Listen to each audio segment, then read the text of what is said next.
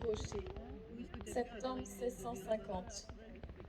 Mon bon oncle, voilà des semaines que je vis telle une recluse au rocher, dans l'attente d'un époux dont je n'ai plus de nouvelles, il tarde à me rejoindre.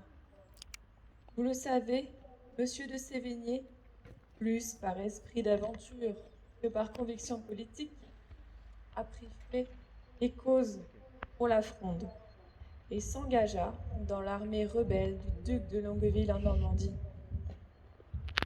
Cette expédition malheureuse, je dois l'avouer, ne lui rapportera rien de bon.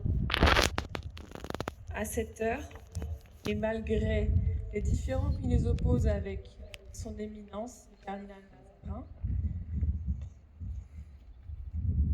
dans une politique d'apaisement, a comblé monsieur de Sévigné de faveurs insignes.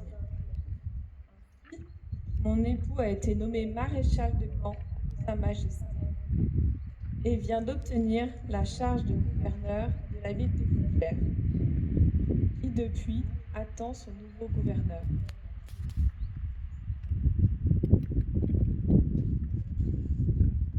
Moi par contre, j'y étais à Rocroi et je me souviens pas vous avoir vu. Comment osez-vous, monsieur? Bien sûr que j'étais à Rocroi. J'étais sous les ordres du vieux hospital. Celui-ci avait chargé mon régiment d'attaquer les Espagnols au petit matin, afin de les prendre par surprise. À peine l'aube se levait que nous traversâmes la rivière.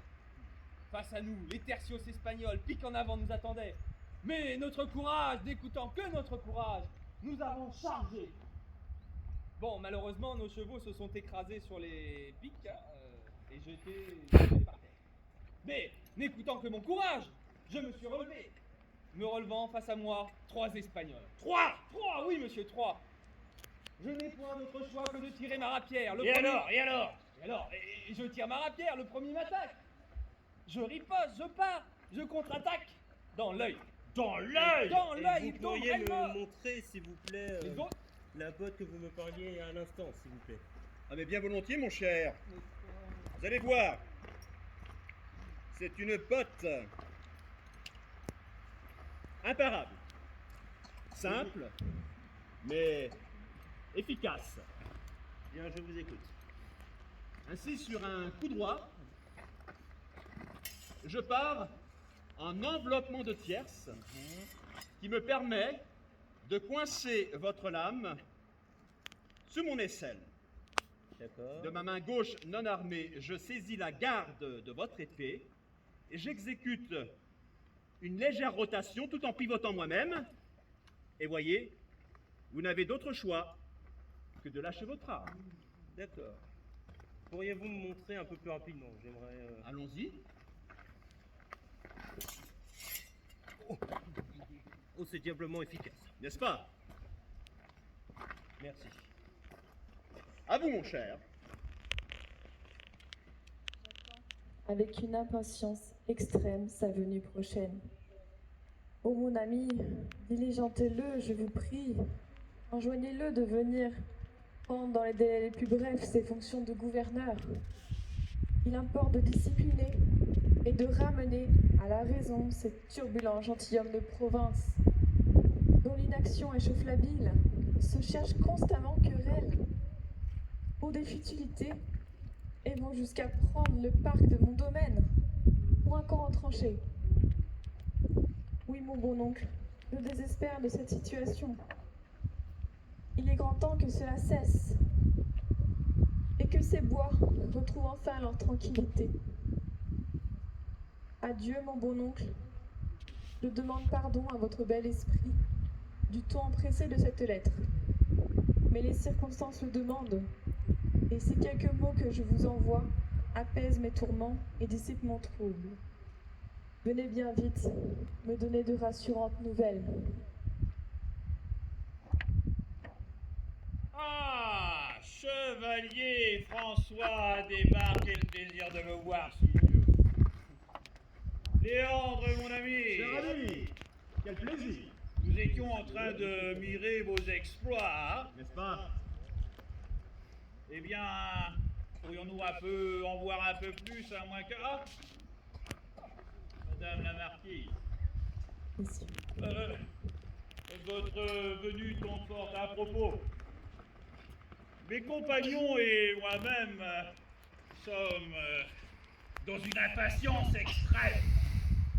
Auriez-vous quelques nouvelles du marquis Henri de Sévigné? Nous avons tous hâte, Commandons. tous hâte de servir notre nouveau gouverneur de Fougères. Alors, quand viendra-t-il? Oh, je l'espère incessamment sous peu, messieurs. J'attends des nouvelles de notre oncle, le chevalier Renaud de Sévigné. Il m'informera, je l'espère, sa venue prochaine. Dieu vous entende, madame. Nous avons hâte de mettre nos bras et nos épées au service de monsieur le marquis de Sévigné. C'est lui faire honneur, messieurs. Je vous remercie. Aussi, madame, permettez-nous d'abuser de votre beauté. Auriez-vous, s'il vous plaît, l'obligeance de nous donner un peu de votre temps? Ah oui, Grand plaisir de vous présenter quelques-unes de mes pièces d'art. Veuillez m'en dispenser, messieurs. Je vous crois sans les doutes fort habile. Mais en ce qui me concerne, je n'entends rien à l'escrime. Et je ne peux juger votre science des armes à sa juste valeur.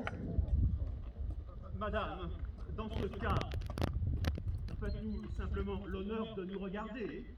Ainsi, dans une prochaine missive à monsieur de Sévigné, vous pourrez témoigner du zèle et de l'ardeur enthousiaste que nous entendons consacrer à son service. Madame. Soit. Allez. Madame, il faut bien vous accompagner.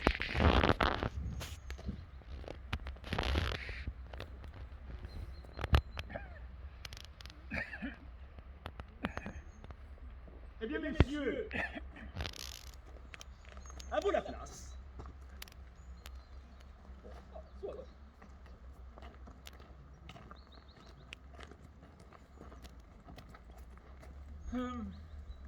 Pierre, Nous sommes en bonne compagnie.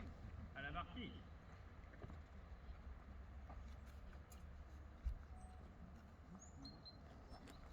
Messieurs, messieurs,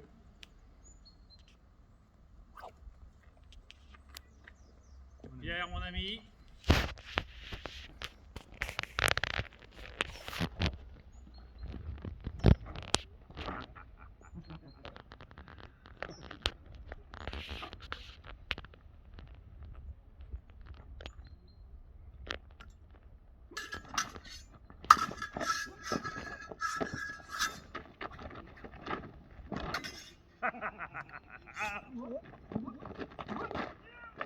et là, Oh!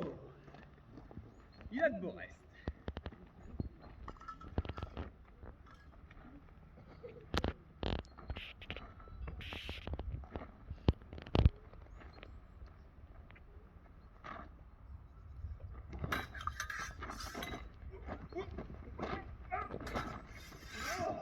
Si je voulais.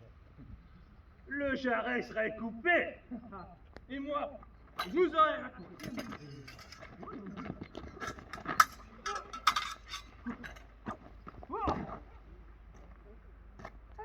Vous défendez encore correctement.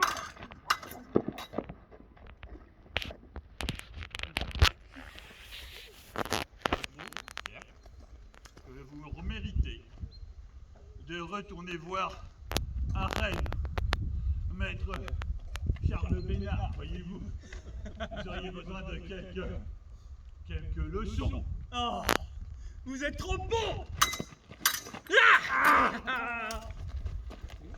Non, non.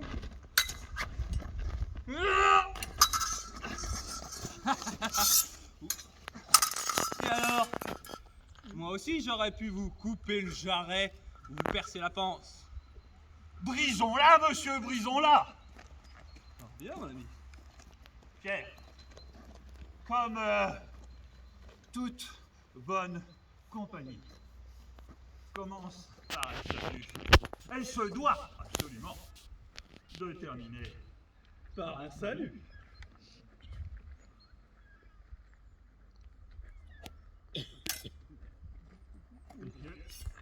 Oui, c'est pas mal, quoique Je vois là une escrime fort peu académique. Permettez-nous de vous montrer ce qu'est la véritable escrime.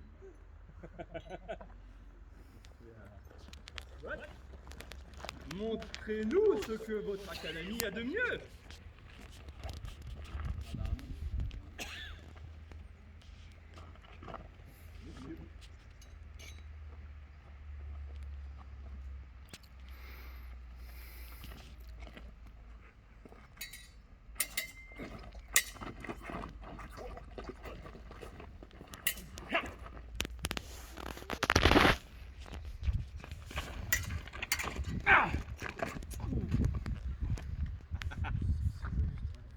Alors, mon cher, la présence de Madame la Marquise vous intimiderait-elle? Nullement.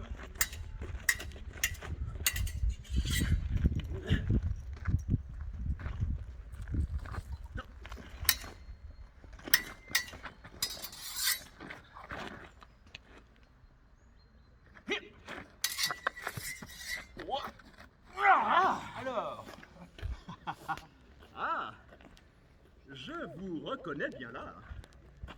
Parfait. Poursuivons.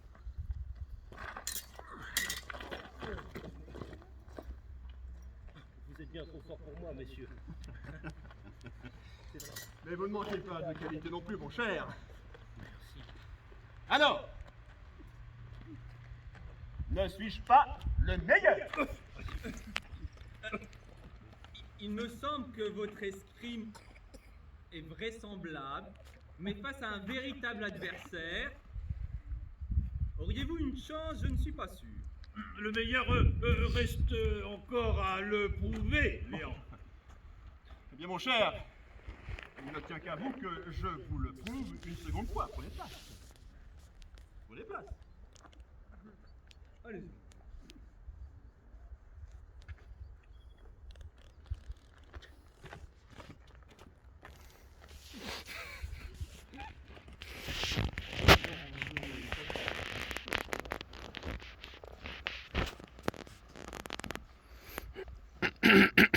Chevalier! Chevalier! Oui. Il flotte près de moi comme une odeur de médiocrité. Ne sentez-vous pas? Si, je le sens. Oh, de grâce, mon cher, prenez du champ, de peur de nous incommoder.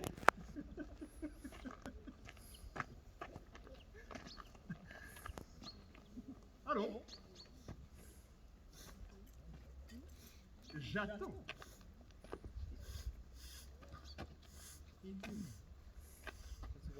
Si fait, monsieur, je perçois ces senteurs de médiocrité. Regarde.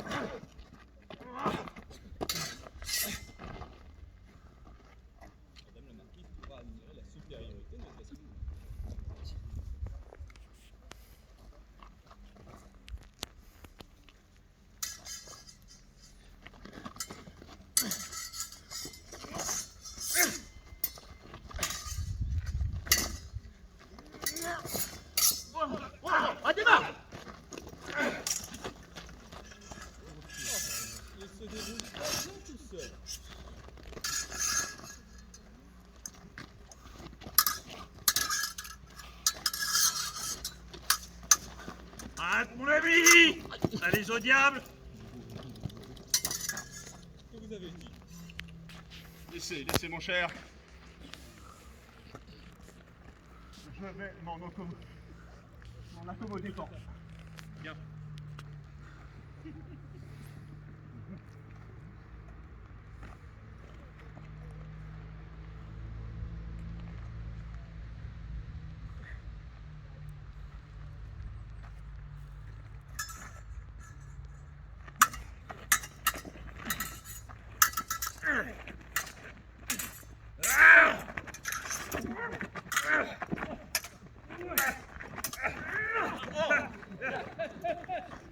se blessent eux-mêmes. Et se blesse entre vous et madame la marquise, Messire Moranger n'a aucune crainte à avoir.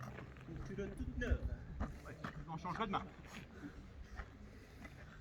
Je ne suis pas sûr qu'il en ait changé depuis un certain temps. Et vous alors? J'ai tout de suite vu quelle attaque vous prépariez. Et si j'avais voulu la parer, je l'eusse fait. Sans nulle difficulté. Eh bien, madame la marquise, souhaitez-vous que je le blesse plutôt à l'épaule ou à la chausse, ça? Non, non, monsieur, pas de sang sur mon sang.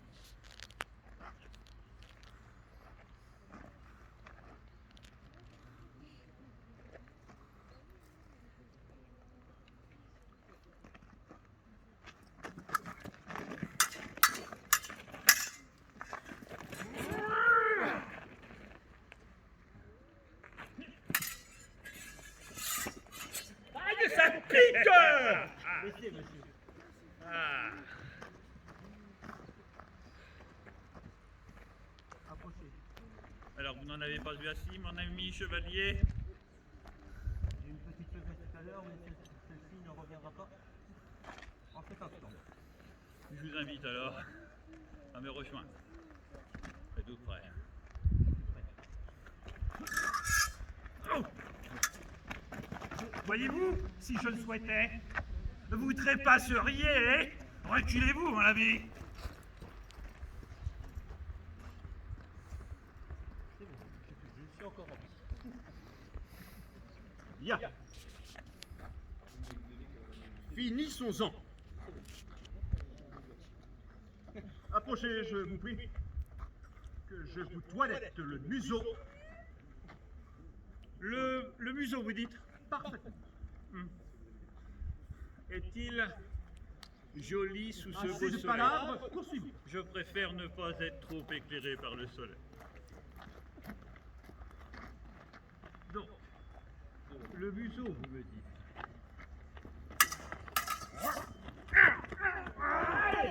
Bien joué, monsieur. Bien joué. Vous êtes jaloux.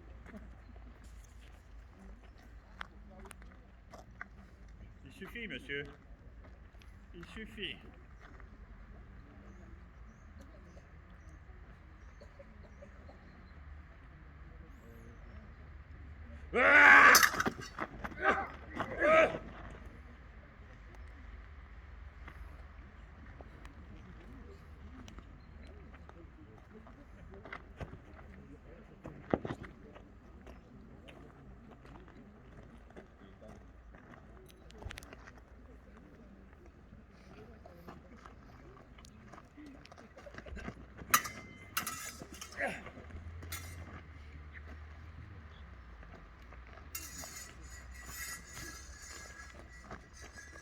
Messieurs! Veuillez rompre la distance, s'il vous plaît. Messire, je m'excuse de vous interrompre. Votre frère vient de me remettre un message que je dois vous remettre de toute urgence. Léandre, permettez? Je vous en prie. Merci, Pierre. Monsieur.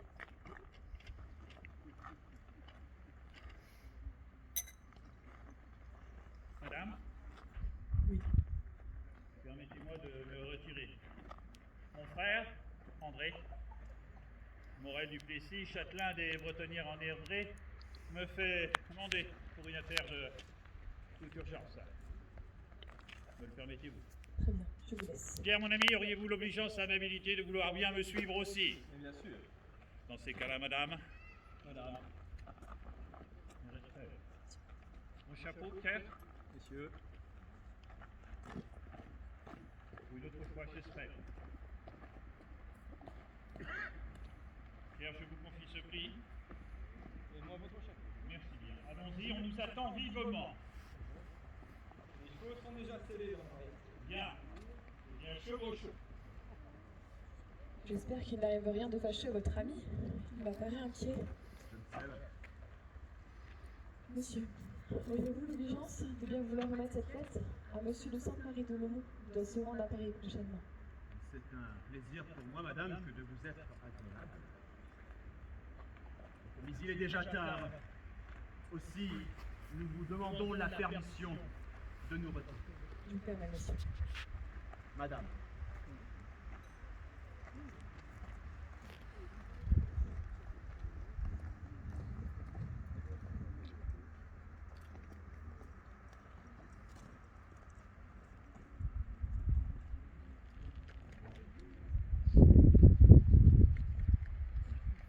Adieu. Je ne suis pas mécontente qu'ils aient tous quitté la place. Puisse monsieur de Sévigné arriver bien vite pour discipliner ces fougueux gentilshommes.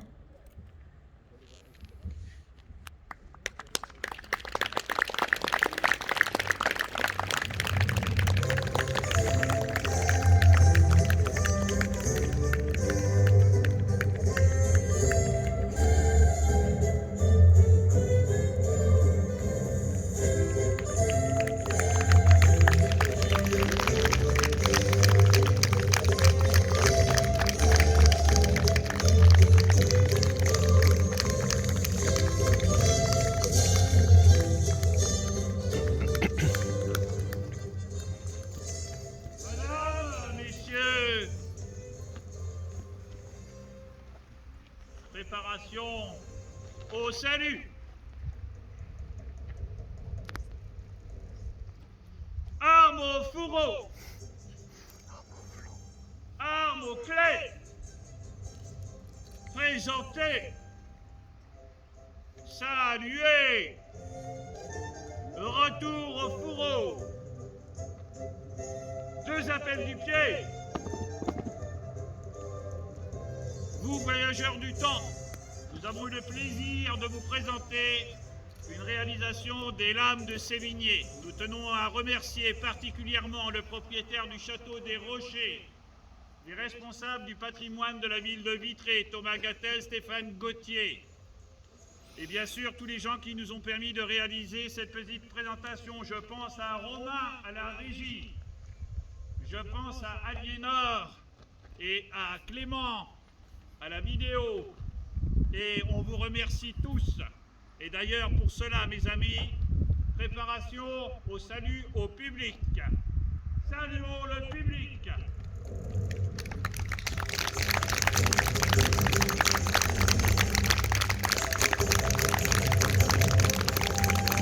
Mesdames, messieurs, formons la ligne.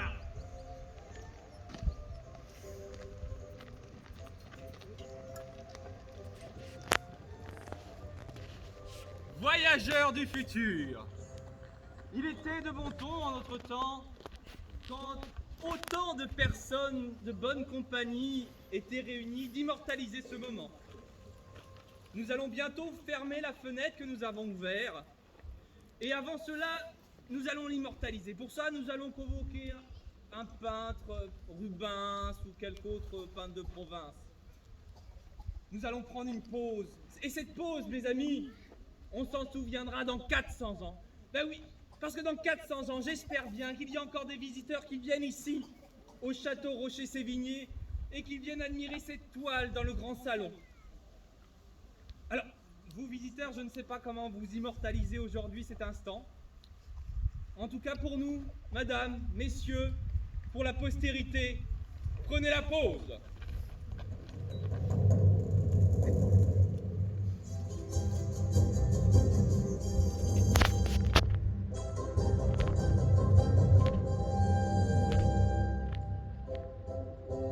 Les amis, allons rencontrer le public.